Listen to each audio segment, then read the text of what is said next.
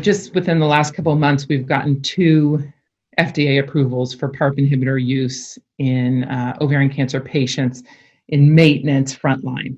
And this is for patients that have at least a partial response to platinum-based treatment.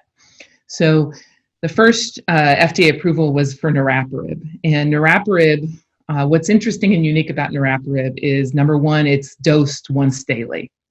So once daily dosing, it's a 100 milligram tablet. So if you dose reduce or want to change the dose around, you just change the amount of pills the patient's taking. So there's no complication there in terms of getting the patient a new dose, a new prescription, that kind of thing. So once daily dosing, and unique in that it has 100 milligram tablets that you can adjust just by the number of tablets they're taking.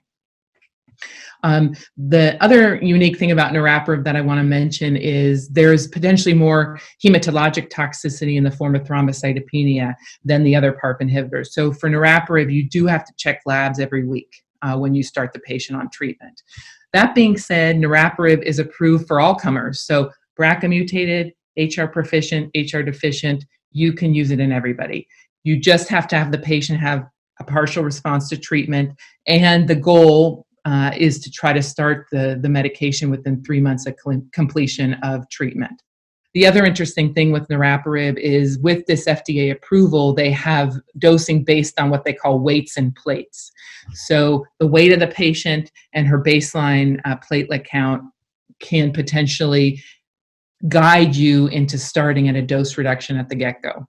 The second approval based on the Paula data is the approval of bevacizumab with olaparib maintenance after partial response, at least partial response to platinum-based chemo, in patients that are homologous recombination deficient. So not an all-comer label, but definitely, we say at least 50% of ovarian cancer patients are HR proficient. So that means at least 50% of your patient population potentially is eligible for the olaparib bevacizumab combo. The nice thing about olaparib, doesn't have the thrombocytopenia, can show some anemia, can show some nausea and some fatigue, but doesn't have the thrombocytopenia, and therefore you don't have to check labs potentially weekly when you first start the patient on the medication.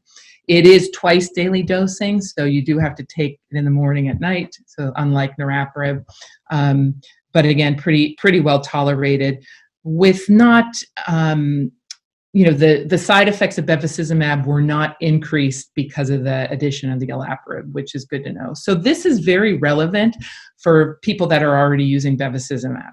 So if you're the type, maybe 30-40% of us use bevacizumab with cycle 1 if they're getting neoadjuvant chemo, or with cycle 2 if they've gotten primary debulking surgery.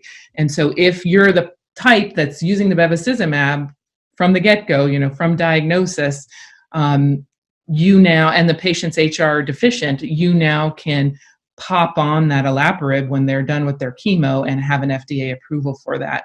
Because many of us don't like to stop the bevacizumab once we start it. And so now we have this FDA label that tells us we can continue the bevacizumab and add olaparib onto it if the patient's HR deficient.